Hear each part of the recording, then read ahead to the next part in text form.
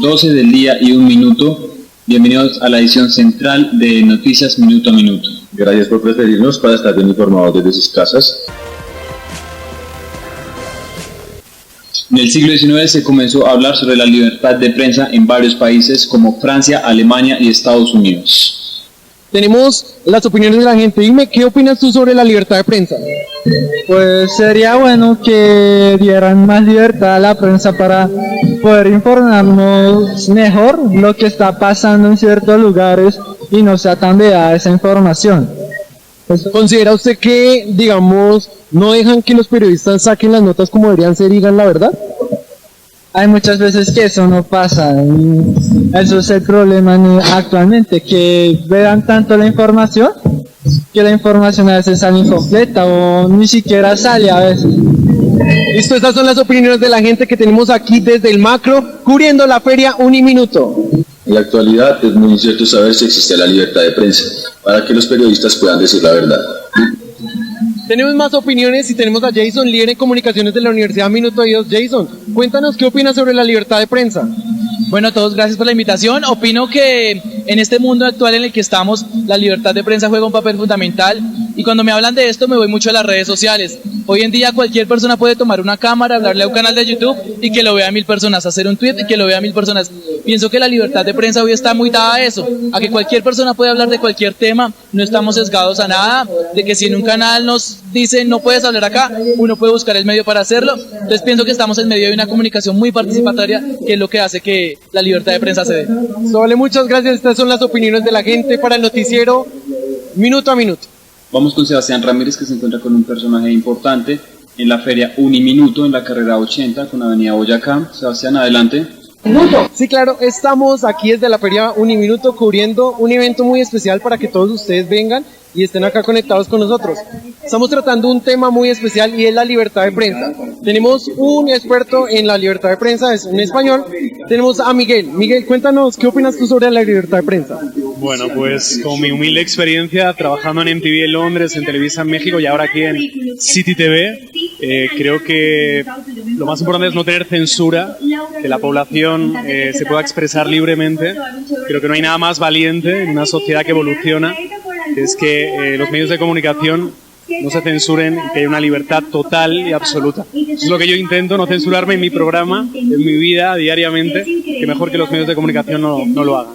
¿Actualmente se está viendo esta realidad sobre la libertad de prensa?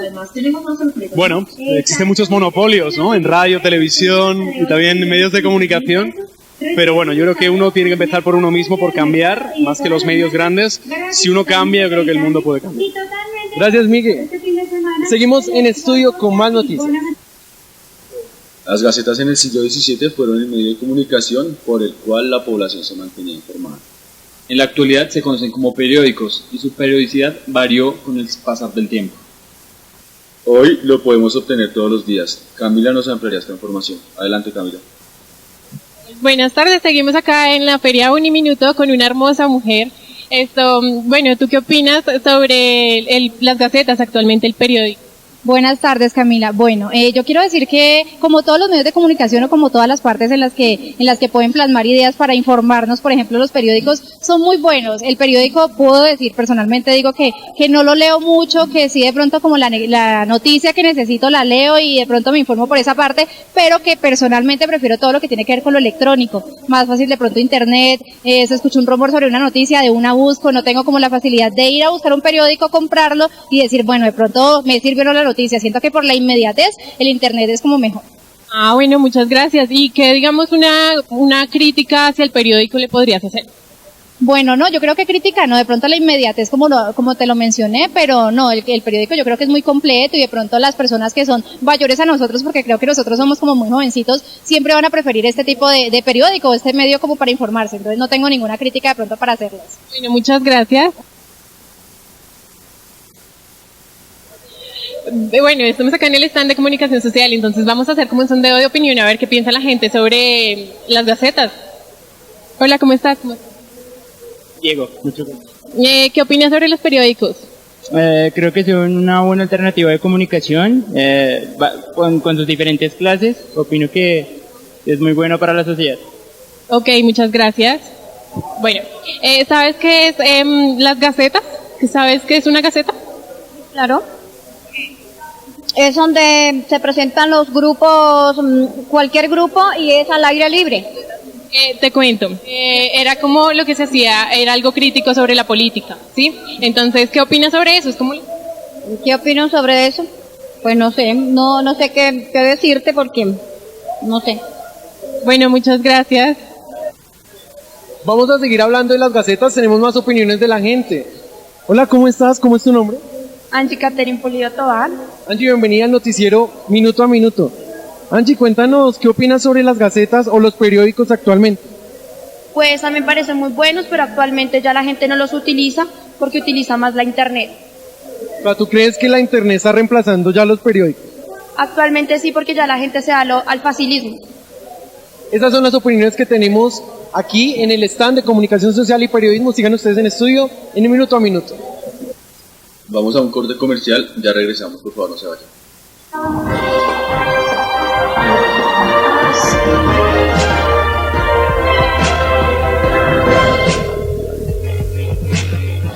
Estamos en la Universidad Minuto de Dios y si tú quieres ser profesional y desarrollar tu sueño, lo más es que te acerques este 23 de mayo y obtén un 50% de descuento en la matrícula, en carreras como Comunicación Social, Ingeniería Industrial, Administración de Empresas, entre otras. Porque Uniminuto es la excelencia que marca la diferencia. Gran Parrando Llanero en Bogotá. Lanzamiento oficial de la Corporación Colonia Llanera Colombiana. Artistas invitados: Aries Bigot, Daniel Waldron, Javier Manchego, Jessit Ortiz, Manuel Orozco, Elda Flores, Génesis Quintero, Jason Rojo. Sábado 6 de junio, Asadero y Restaurante Hato Grande, Avenida Boyacá, número 7215, Bogotá. Puro oro.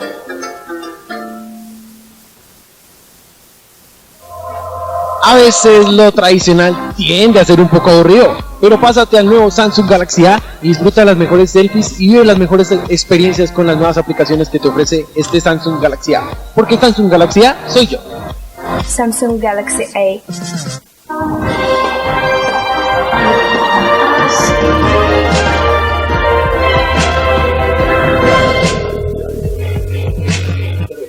Gracias por permanecer con nosotros. En este momento desde Roma tenemos un invitado muy especial, cual ha hecho Evolución Mundial.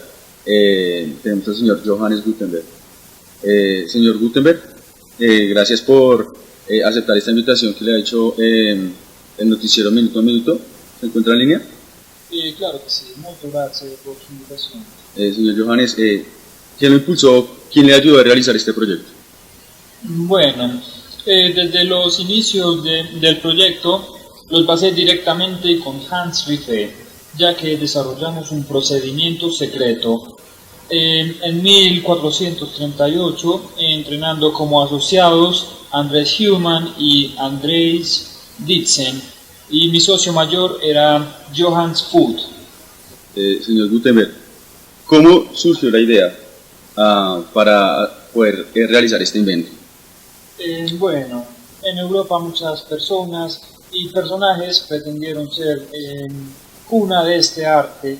Las ideas y la iniciativa de unirse a un equipo de impresores. Lo apoyamos como el inventor de la tipografía. Señor Gutenberg, cuénteme en qué año se realizó eso. Claro, sí. Esto en 1499 publicó el Misal de Constanza, el primer libro tipográfico del mundo. En 1952 da comienzo a la edición de la Biblia, 42 líneas. Listo. Señor Gutenberg, ¿cuáles fueron sus obstáculos al momento de realizar ese proyecto? Bueno, sí, la verdad carecía de solvencia económica para devolver el préstamo que le había concedido a Foods, por lo que se deshizo la unión de los obstáculos más relevantes. Señor Gutenberg, muchas gracias por el tiempo que nos prestó. Gracias a ustedes. Buen día. Adelante, Camila. Así es, me encuentro acá con Sebastián haciendo un breve recuerdo de lo que fue la alfabetización en la era glacial, en los años de la prehistoria. Sebastián, sabe algo sobre el tema, ¿no? Pues básicamente esto se divide en varias partes, ¿no? Cómo utilizaban las modalidades de comunicación en ese tiempo, cómo se comunicaban entre ellos, porque pues ahorita es muy fácil para nosotros la comunicación, porque yo hablo contigo y estamos comunicándonos perfectamente, pero en ese momento utilizaban elementos, herramientas que lo hacían partícipes de ellos de la cultura para poder comunicarse. Tenemos varias modalidades como lo fue, pues lo que tú tienes sobre el quipú, sobre las piedras, sobre las flechas, herramientas que de por sí también servían para la caza de animales, para poder sobrevivir, y el sentido de supervivencia que tenía la gente para comunicarse y todo esto. Camila, entonces cuéntanos ya cómo se fue desarrollando esto del quipú. Sí, Sebas, como tú decías anteriormente, estos medios ayudaban a que los prehispánicos se comunicaran por piedras, por flechas, por señales. El quipú fue uno de los más importantes, ya que con esto se llevaba la cuenta de su ganado, de lo que tenían, cuando se hacían casas, esto se tenía la cuenta brevemente. Las personas que lo utilizaban se conocían como genios, ya que este quipú era un instrumento que constaba de varias líneas de lanas colgando con ciertos nudos, y cada eso significaba un lenguaje para ellos. O sea, es impresionante cómo esta gente se lograba comunicar, podría como, no sé, llegar a sobrevivir con este método, ¿no? Sí, para hacer un recorderis, digamos que el quipú, pues como tú lo decías anteriormente, utilizaban trapos, y entre los nudos, o sea, el que supiera leer ese quipú, pues ya tenía que ser una persona como alfabetizada de la época, y los que, digamos, o sea, esto más o menos lo desarrollaron pues como para llevar las cuentas, como tú lo decías, pues digamos, ya como en el sector político, entró en lo del Estado, que había en ese momento que no se llamaba así, pero era como un ideal para llevar como la matemática y cómo eso influenció para hacer entendible esto, ¿no? Entonces vamos con otro tema, que es como las flechas y las piedras. Resulta que los neandertales en esta época de la prehistoria y todo esto manejaban varios métodos de comunicación. Entonces ellos se dieron cuenta que para poder sobrevivir, y con el método de supervivencia que ellos sentían, tenían que comunicarse de alguna manera. Lo hacían pues digamos con las flechas, porque de por sí lo utilizaban para la caza de los animales, para poder comer y sobrevivir, ¿no? Con las piedras lo hacían con eso. ¿Cómo lo hacían? Digamos, las piedras tenían diferentes colores, ¿no? Entonces cada color significaba algo. Entonces, por ejemplo, tenemos el color rosado, teníamos el color verde, y cada color les decía algo a ellos. Con eso ellos podían pues tomar eso como un método de comunicación. Entonces tampoco era así, sino que digamos manejaban mucho como la actuación, también la implementaban ahí, porque digamos si yo hago así, entonces eso significaba guerra, y todo eso incluyó también en la comunicación. Esto, como tú lo decías, lo de los colores es sumamente importante. O sea, lo pasamos ahorita como algo de la actualidad, ya que nosotros, digamos, simplemente para voltear a mirar en un semáforo, el rojo significa pues pare, obviamente, el verde siga, el amarillo pues vaya bajando velocidad o vaya calentando motores o algo así, ¿no? Estos son como, digamos, ya cosas que tenemos nosotros que hacer cotidianamente, pero no sabemos por qué las estamos haciendo. Es como lo que se llamaba el pragmatismo, ¿no? Entonces, ya con esto terminamos. Sigan ustedes en estudio. Estamos aquí Camila y Sebastián reportando. La imprenta fue un invento novedoso que revolucionó la historia del mundo en el siglo XV. Tras varios cambios que tuvo la imprenta, hoy en día podemos notar cómo por medio de avances tecnológicos ya han tenido grandes avances. Camila se encuentra en el Museo de Artes Gráficas, donde nos ampliará más sobre esta noticia. Camila, buen día. Bueno, vamos a hablar sobre la imprenta moderna. Todo empezó en 1459, que en ese tiempo solamente los monjes sabían leer y escribir. Así que de allí comenzó a verse la necesidad de comunicarse con las demás personas, porque los monjes eran los únicos que podían crear sus libros y así mismos ellos leerlos. Así que el que tuviera el libro era privilegiado ante la sociedad. Estos libros se dan como producto de libros prohibidos, o así los hacían llamar, porque las personas que supuestamente lo leían iban a ser malditos o algo así. Así que fue de aquí que empezó todo. Fue de aquí que empezó a crearse una única ley, que fue la Biblia. De allí es que comienzan a verse la necesidad de comunicarse, ya que los monjes eran los que regían ante la sociedad, porque eran los únicos que sabían comunicarse por medio de manuscritos. Gutenberg era un personaje alemán. Él inventó la prensa de la imprenta moderna, fabricado con tipos móviles en 1440, quien de allí realizó un trabajo de Biblias muy buenas. Así que él después de un tiempo vio que los monjes se tardaban mucho tiempo haciendo una Biblia. Se tardaban casi 10 años haciendo una Biblia y era entre varios monjes. Así que él inventó los tipos móviles, que consistían en unas piezas hechas en metal, eran letras. Entonces estas letras se untaban de tinta, que en ese tiempo era solo tinta negra, roja y azul, y de allí comenzaban a pegarse en medio de un rodillo, y de allá se despegaban las letras. Así era que se comenzaba a hacer la Biblia en ese tiempo. Él veía que este tipo se demoraba mucho tiempo haciendo Biblias. Así que él dijo, no, esto no puede ser así, esto tiene que mejorar. Entonces él decidió crear la imprenta, que fue hecha fue hecha de material de madera, y de allí él pudo acelerar el proceso de producción de Biblias. Él decidió y se apostó a ser capaz de hacer varias copias de Biblias en la mitad de tiempo que los otros monjes se demoraban, y que esta iba a ser una diferencia en absoluto de los demás manuscritos. Entonces él decidió formar ese reto, pero en ese tiempo él no tenía los recursos necesarios, que era el dinero.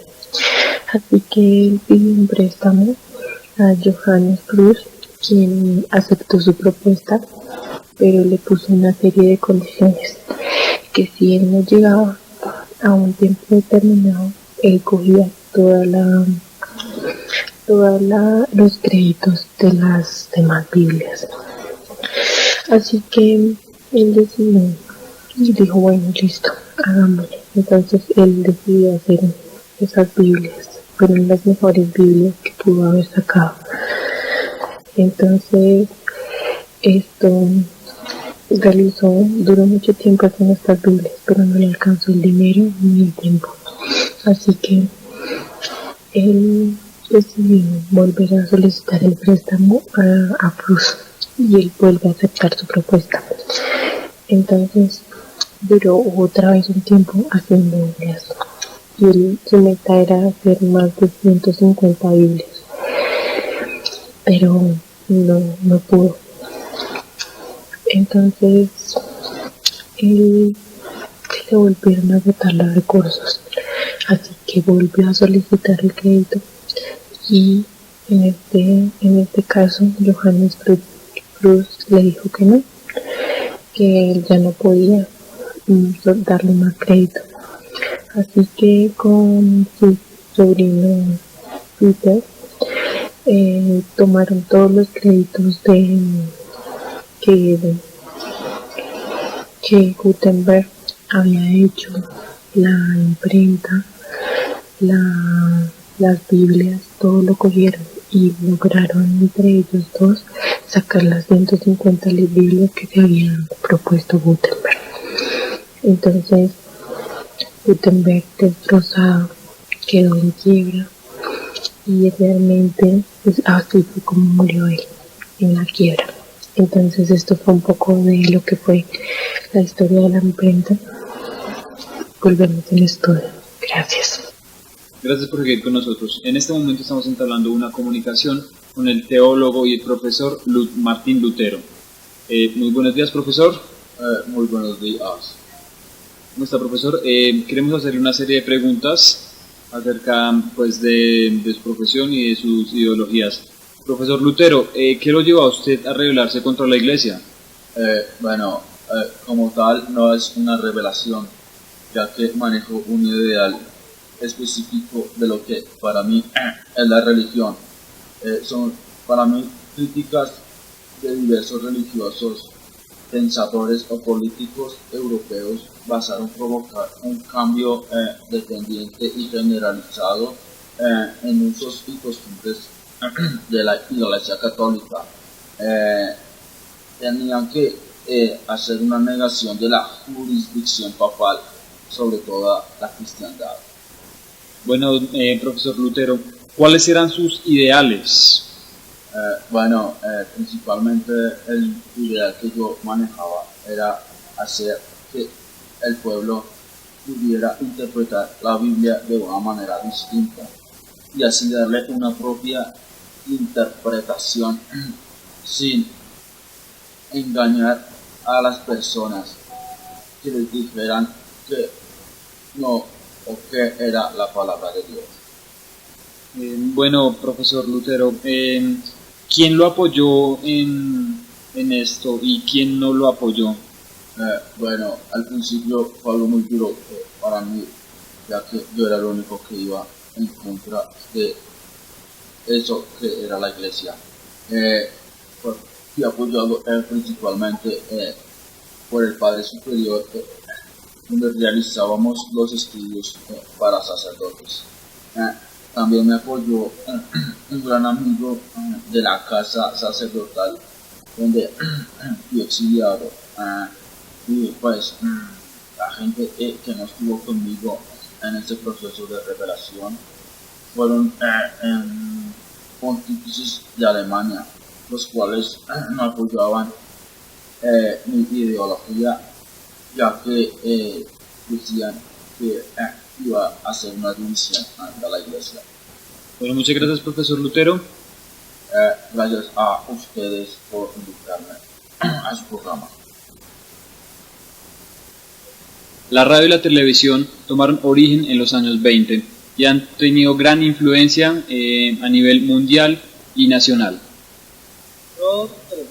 Bueno, ahora vamos a hablar sobre la radio, que es un tema más actual de lo que ahorita mucho nos incumbe porque todavía se sigue viendo en la actualidad.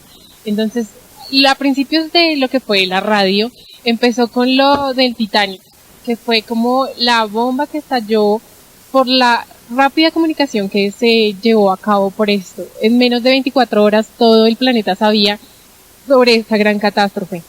Gracias a los telégrafos que se mandaron a las 12 de la mañana, el Titanic logró tener más de 1.600 sobrevivientes. Entonces, gracias a esto, a este gran invento que fue el telégrafo, empezaron con las ondas radiales que se transmitían desde los barcos hasta la tierra. Entonces, de allí se comenzaron a hacer los medios de comunicación porque se transmitían noticias de qué pasaba de un estado a otro. De allí fue como comenzó a unirse Europa con América. Fue un cable subterráneo que unió los dos continentes. Esto fue muy importante para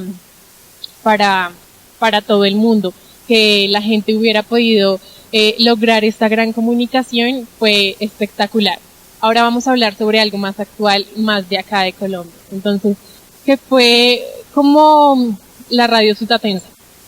Fue una de las emisoras más polémicas que hubo hace muchos años, porque esta radio lograba transmitir educación a las personas y la gente se educaba con esto, la gente se aprendía, se graduaba, porque en ese tiempo había sido un gran logro que se llegaran a escuchar voces por un aparato que insignificante.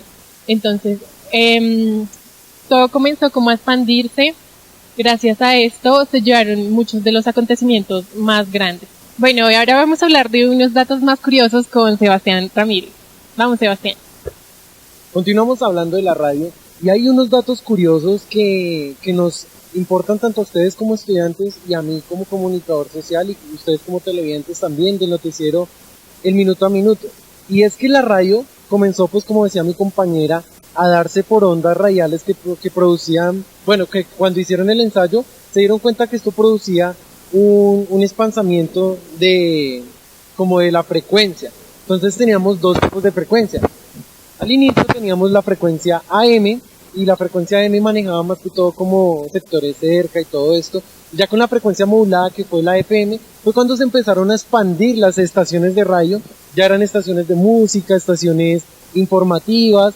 Ya los periodistas que estaban aquí ya pues tenían un gran conocimiento o una cierta cantidad de conocimiento en la que ellos podían como hacer reportajes en vivo, y ahí es cuando se empieza a tratar el amarillismo, o más que el amarillismo es como llegar a la audiencia, y para llegar a la audiencia teníamos que ser como más específicos en lo que se estaba vivenciando en el momento. Entonces fue cuando tuvimos el caso de un accidente que era como una especie de catástrofe, un incendio que ocurrió. Allí estaba el reportero en vivo y él empezó a narrar pues detalladamente lo que estaba sucediendo. Entonces la gente se interesaba y sentía una atracción por escuchar este tipo de notas porque los llevaba como a la imaginación, y de esto se trata la radio, ¿no? De poder llegar a las personas y poder hacer que las personas imaginen y pues lleven o se desplacen al lugar donde están sucediendo los hechos. Estos son los datos curiosos que tenemos aquí desde el Museo de Arte Contemporáneo. Sigan ustedes en estudio con más noticias. Gracias a los gobernantes de la época y a la gente que influenciaba directamente este país, podemos gozar de estos medios de comunicación, los cuales son necesarios para nosotros. Sebastián y Camila nos aclaran esta información. Continuamos con más noticias aquí en el noticiero del Minuto a Minuto y vamos a abordar un tema muy interesante, Camila, que es sobre la televisión pues ya mundial y la televisión aquí en Colombia. Sobre la televisión mundial, ¿qué nos tienes tú para contar? Sé que comenzó por medio de la Guerra Mundial, la Primera Guerra Mundial que se ejerció en ese momento.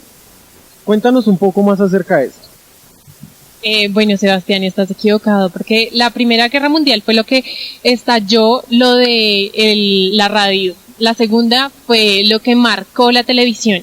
En realidad estos procesos de la radio y la televisión fueron muy marcados porque casi siempre, o sea, se vivió casi por lo mismo. Primero la gente estaba fascinada con la televisión, o sea, eso era como un invento que decíamos todos, wow, o sea, llegó acá la televisión a marcarnos la vida.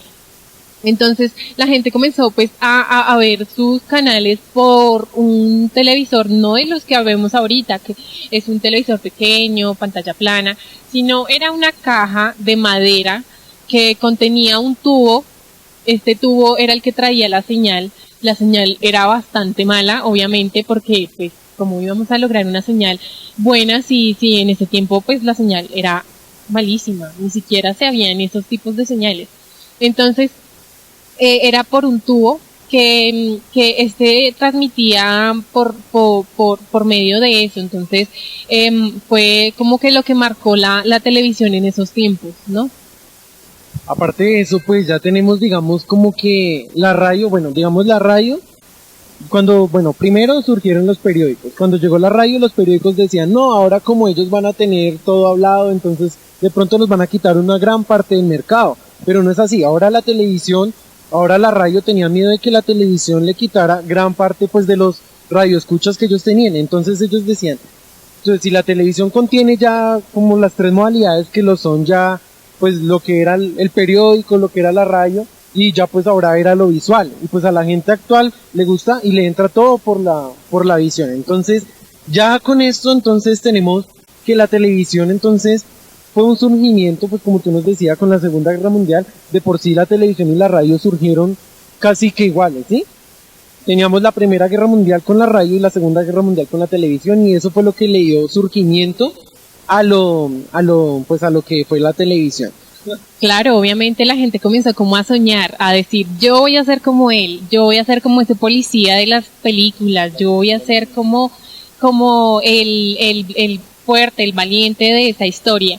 Los niños empezaron a soñar, pero había una gran dificultad, que como era clase obrera, entonces en las escuelas se enseñaba lo que era servir para otro, no para ser presidente o para mandar, simplemente se enseñaba como para servir para otros. Entonces esto fue que marcó mucho, ¿no? Porque realmente la gente cuando quería, los mismos de la sociedad le bajaban el ánimo, le bajaban las expectativas. Entonces es muy difícil porque esto igual se sigue viendo en la actualidad. Vemos varios casos sobre eso, de que muchas personas de clase baja no logran entrar a educación superior o no logran entrar a buenas empresas, ya que falta de recursos, falta de apoyo, falta de muchas cosas, ¿no?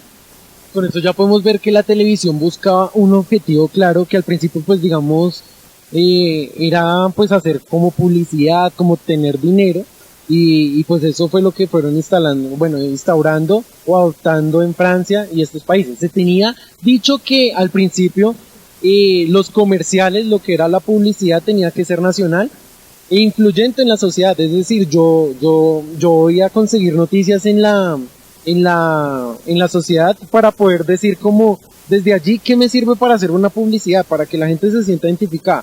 Pero esto no fue así, esto también se trajo desde Estados Unidos la publicidad y la transmitían así tal cual como la tenían. Entonces estos son problemas que actualmente pues se viven porque igual en los reality shows como La Voz Colombia, como protagonistas de novelas son reality shows que se traen desde el extranjero y se vienen a transmitir aquí en Colombia. Ya pasamos a tratar un poco el tema de la televisión en Colombia. ¿Cómo se vino dando este tema de la televisión en Colombia, Camila? Sé que, digamos, vino con el presidente Elizario Betancur, que comenzó pues, digamos, él tenía un hermano allá pues en Estados Unidos y fue a conseguir, digamos, ya lo que era. Cuéntanos un poquito más de eso.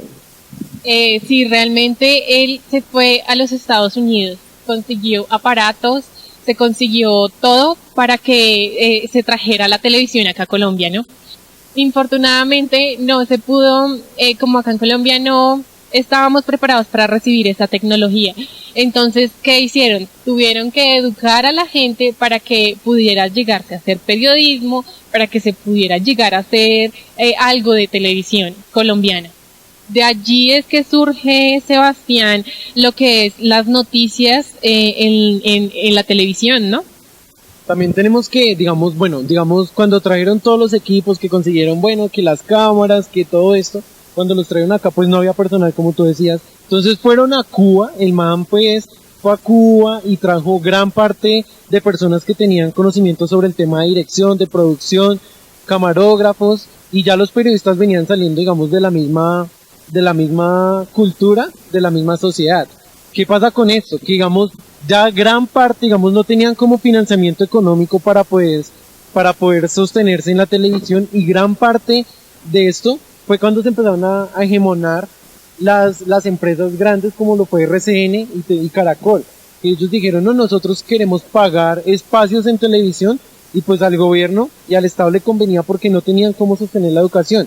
Y fue cuando ya por medio de la educación empezaron a dar pues digamos que se sentía como si no estuviera en el colegio. Entonces en la mañana ya era, digamos, como que la clase de matemáticas, ya lo último, digamos al mediodía al mediodía se tenía como una emisión informativa de noticias, 15 minutos nomás.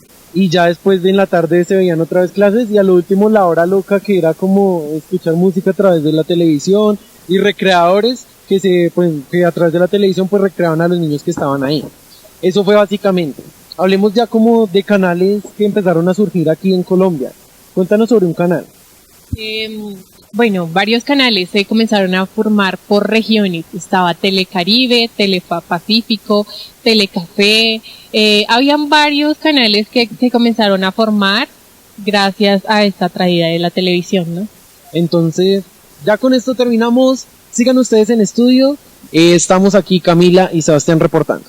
Llegamos a la emisión final de nuestro noticiero. Gracias por permanecer con nosotros. En este momento los dejaremos con los noticieros de los demás compañeros. Que pasen una muy feliz tarde.